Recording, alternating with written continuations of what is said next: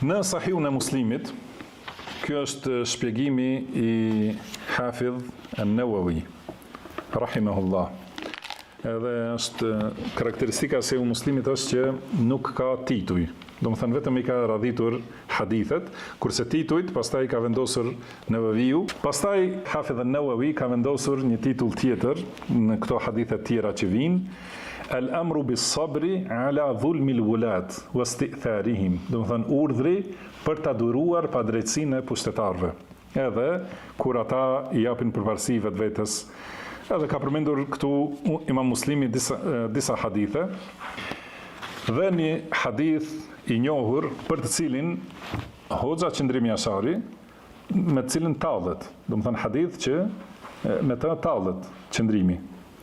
Edhe tallja me fjalën e pejgamberit sallallahu alaihi wasallam po ashtu është kufër. Domethënë tallja me nëse ai e di që këtë fjalë ka thonë I dërguari I Allahut sallallahu alaihi wasallam dhe tallet në atë mënyrë, Allahu na ruajt prej asaj gjendje. Por ndoshta edhe nuk e di se është hadith. Ndoshta, Allahu alem. Është hadith I gjatë që transmeton Hudhaifa ibn al-Yaman radhiyallahu anhu. Domethënë këtu e ka përmendur Imam Muslimi me zinxhirin e tij nga Hudhaifa ibn al-Yaman radhiyallahu anhu. Thot كان الناس يسألون رسول الله صلى الله عليه وسلم عن الخير وكنت أسأله عن الشر. Pra njerëzit e pyetnin pejgamberin sallallahu alaihi wasallam për të mirën, kurse unë e pyetja për të keqen, me khafata an yudrikani. Domethënë nga frika se mos bie në të keqen, mos më kaploje keqja. Edhe thot, I thash, o I dërguari I Allahut, ne ishim në xahiliet, edhe në gjendje të keqe. Dhe Allahu na I solli këtë mirësi. Fa hal ba'da hadha al-khair sharrun? Domethënë do të ketë do një të keqe pas kësaj të mire. Ka thonë pejgamberi sallallahu alaihi wasallam, po, ka thonë yakunu ba'di a'immatun la yahtaduna bi hudaya wala yastanuna bi sunnati. Domethënë do të ketë pas meje pushtetar të cilët nuk ecin sipas sunetit tim dhe nuk udhëzohen sipas udhëzimit tim. Dhe në mesin e tyre do të ketë disa njerëz që I kanë zemrat e shejtanëve në trupat e njerëzve. Thotë, kjo është gjendja e tyre.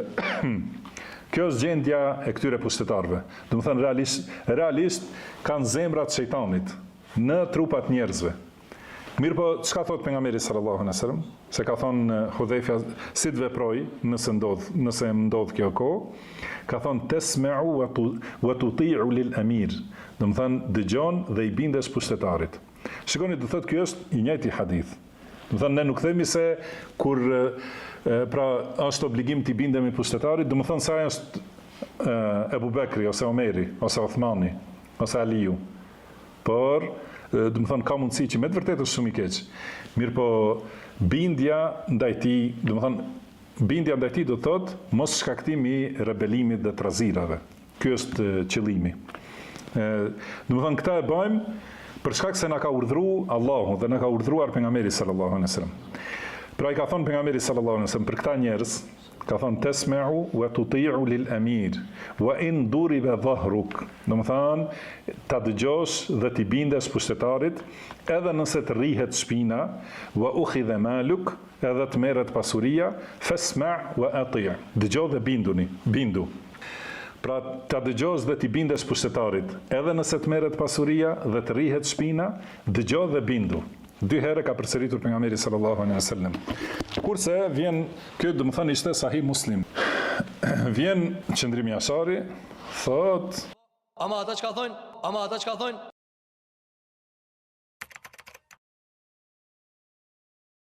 Ama ata, kush janë ata që thonë?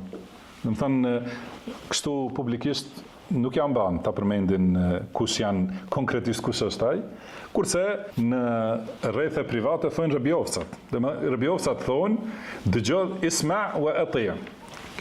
Domethënë Sahih Muslim, pejgamberi sallallahu alaihi wasallam I ka thonë Hudhaifa radhiyallahu anhu, dëgjoj dhe bindu. Edhe ka përkthen. Ama ata çka thonë? Isma wa ati'. Ngo edhe bindu, edhe në sekretari ta merr pasurinë edhe ta rrej shpinën, apo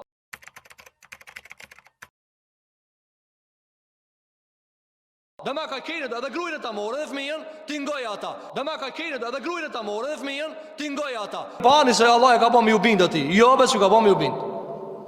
Domethënë kjo është shpallje me fjalën e pejgamberit sallallahu alaihi wasallam. Si tham, nëse e di që këtë fjalë ka thonë pejgamberi sallallahu alaihi wasallam, atëherë Allahu na ruajt prej gjendjes së tij, por shpresoj që është ignorant, edhe nuk e di se çka i del prej kokës, edhe nuk e di se çka flet, edhe ndoshta arsyetohet me ignorancë. Përndryshe, nëse thotë se e di shumë mirë, atëherë le ta di se duhet të kthehet në Islam. Domethënë kështu, kjo tallje me fjalën e pejgamberit sallallahu alaihi wasallam është shumë e rëndë. Edhe kjo është të sjellësh shembuj pejgamberit sallallahu alaihi wasallam. Domethënë kur të urdhëron diçka, atëherë ky i sjell shembuj për ta refuzuar. Si, domethënë edhe kjo nëse ndodh edhe kjo, dhe kjo nuk lejohet në Islam. Pyetjet do thotë që nuk kanë ndodhur, nuk lejohet të parashtrohen, sepse sjellin vetëm dëm. Për një vepër në fenë e Allahut duhet argument. Sillni argumentet nëse jeni që e thoni të vërtetën.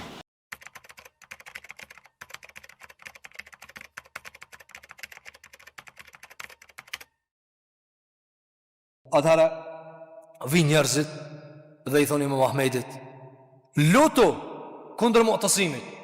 Çoj dur tash e ki vakti, çoj dur kundër Mu'tasimit. Atëherë Imam Ahmedi thot, jo, të dhune ja bëj halal për do vepra që i ka bo Mu'tasimi. E thonë, as po lutesh tash kundër Mu'tasimit? Thot jo, Mu'tasimi e ka shliru filan venin, e ka shliru filan venin, i ka limu musliman të dje, e kështë më ra. A mune para në dhezër kësi shpirti? S'mune në marë. Muhabet e mune me ba, qaj mune me pi, e kështë më ra. Mi po kjo dhezër është nivelli madh i imanit. Ky njëri ka rrej me dorën e vet. O konte e myt.